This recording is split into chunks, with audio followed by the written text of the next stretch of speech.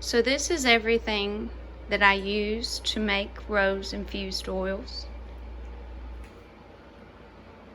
Sounds like it's hard to do, but it's actually not. It does take some patience because it does take 2 weeks. I do a lot of canning, and what I found is it's just a hop, skip, and a jump from canning to infused oils. There's my crock pot where all the beautiful oils are made. We'll start at the beginning and walk you through the process. So I was given a dozen roses, and so I needed to dry them out. You can do oil infusions with fresh herbs, or in this case, rose petals. But in order to do that, you'll need to bruise the roses, put them into your jar, and then leave the lid off and ensure no water gets inside. I don't like to take a risk, so I make sure that mine are completely dry before they go into the oil. Because I had so many, I couldn't use my screen that I normally use to dry out my herbs with. I love this screen because it goes bigger and smaller. So if I'm just doing a little bit, I can use this and it dries them out very well. So since I had a dozen roses, I hung them up with jute. This is my hanging rack. I hang them with clothespins on some of them so I can get them down easily, and others I don't. When you're tying up your herbs, you want to make sure that you tie them really tightly, because as they dry, they're going to shrink and they'll fall out if you haven't tied them really tightly. So I hung the roses for a week, and then I took them and separated them and put them in the oven on the lowest setting that my oven has. You do lose some of the essential oils when you put them in the oven, so I don't recommend doing it for the entire time. So that is why I hung them for a week, and then I just put them in the oven for a little bit to make sure that they were completely dry before they went into the oil, because oil and water do not mix.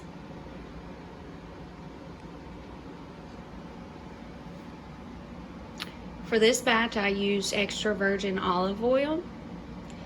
I like olive oil because it's so versatile. It has a lot of fatty acids and plant sterols that are good for dry skin. It's non-comedogenic, meaning that it won't clog your pores. Comes from pressed olives, and I do recommend using the extra virgin olive oil. So here I've already done my rose oil. I've already labeled my jar, but I did notice that there was some sediment from the roses when I was doing the filtration process. Some got down into the bottom of the jar, so I let it settle for a day, and I'm going to show you actually how I filter that out. So what I've already done is I put my roses, in this case I used a quart jar because I had so many roses, but I usually use a pint jar. My crock pot can hold 4 pint jars easily, so that works best for me. I do have a bigger crock pot, but I don't use it for oil infusions because usually I'm only doing 2, 3, 4 jars at a time, because it does take a lot to do a little bit. So I used my quart jar. I filled it with dry rose petals. I used my chopstick. I love chopsticks. I wash it just like I would a wooden spoon, and I pushed down the roses into the jar and poured the oil on top of them. Once all the roses are down into the oil, I do add enough oil to cover the roses by 1 inch. So I make sure that they're covered in oil. Once they're in the crock pot, they will expand a little bit, and I want to make sure they're covered in oil at all times. You also want to make sure that the water in your crock pot covers above the level of the oil at all times. And then you're gonna let that sit in the crock pot on the warm setting.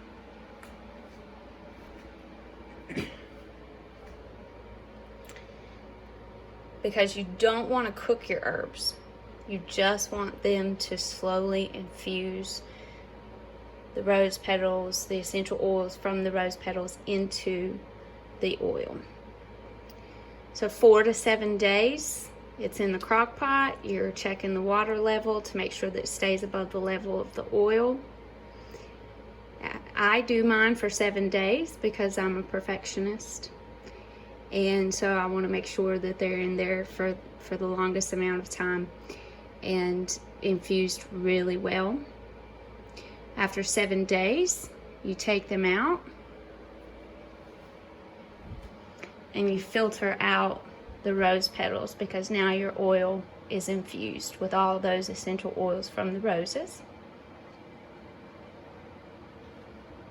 So to do the filtration process, I was using my funnel and a mesh strainer, but I found this bad boy and actually fell in love with it. It was given to me the other day and they didn't know what it was. It's actually a butter shredder, but it works really well as an oil press. So I put the actual strainer part, I put a coffee filter underneath it so that it catches all of my rose petals, and it goes through the little strainer and it actually sits down in there really well.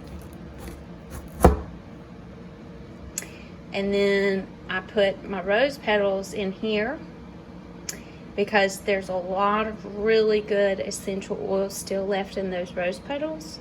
You want to make sure that you get all of that oil out, but you want to also have a pure oil. So you want to make sure that you filter it really well. And I use this to press down on those rose petals to ensure that I get all the oil out of them. This sits right down in my funnel and I love it. So I'm not sure if you can see on camera, but there is still just a little bit of sediment down in the bottom. And I want to make sure I get that out. If you don't get it out, then your oil is actually, when you get to the bottom of it, it's going to be gritty. And you don't want that for your hair, skin, or nails. So you just want to, if you find that you've got some sediment, which happens from time to time, you're going to want to strain it one more time through a coffee filter. Now this coffee filter is has been bleached, but I did do the research to find out if that was going to be a problem, if that was going to leach into the oils at all. And these coffee filters are food grade filters, and so they are fine to use with the infused oils. They don't use enough bleach to actually be a problem.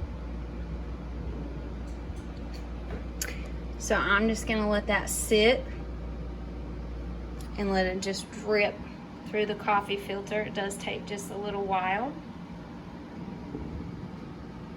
And then I'll put it back into its original jar.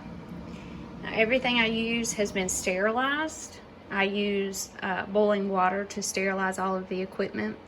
You also want to make sure that all of your equipment, after you sterilize it, is completely dry before you use them, because again, oil and water don't mix. So if you've got any water on your equipment, it could get into your oil. So if you get water into your oil, it could turn your oil rancid. You don't want that to happen. Rose oil is really great for your skin. It can be used for skin, hair, and nails, but I like it for my skin. It increases skin tone, relaxes and cleanses the skin. It nourishes and regenerates the skin, relieves irritation, moisturizes, and brightens your face.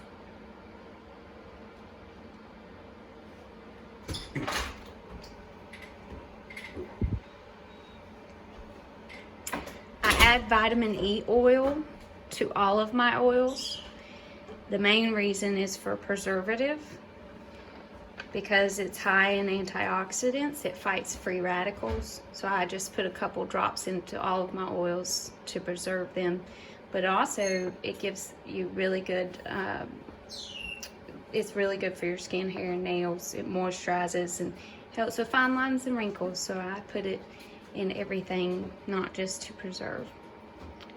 So once we do the oil infusion, I decided to spice it up a little bit and actually use the rose oil as the carrier oil for essential oils and introduce them to essential oils as well. So I did a couple samples for them to try. Not everybody likes the same essential oils. Floral would be considered our base in this case with the rose infused oils, and they pair well with mint, spicy, woodsy, and citrus.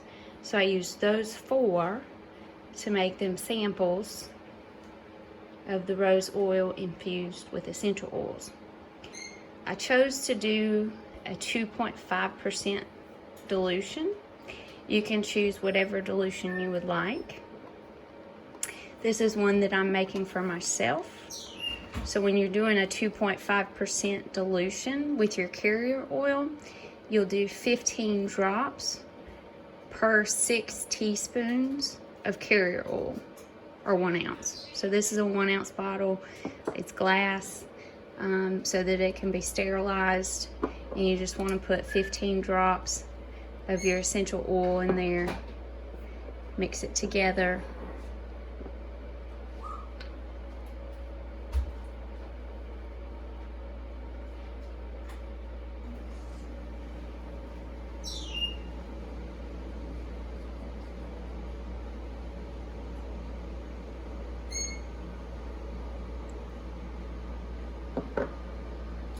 And now you have an essential oil. You have Rose Infused Oil.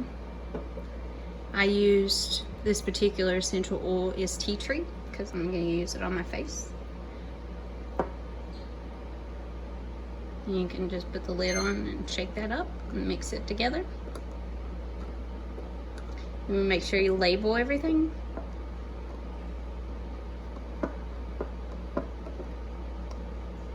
In this case, it's already got vitamin E in there because every oil I make has vitamin E. I went ahead and made the samples, so I've already labeled what I've done and the date that I did it.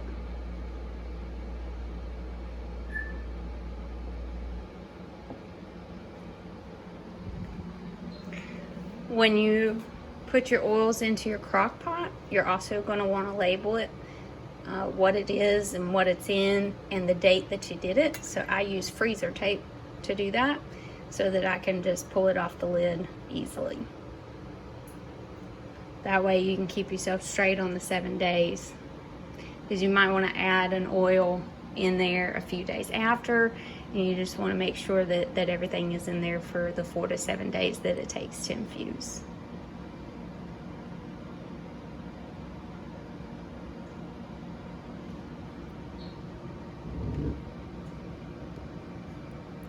So this is done straining. So then I'll pour it back into here and it'll be ready to give to my friend. Hope y'all enjoyed watching. Have a great day.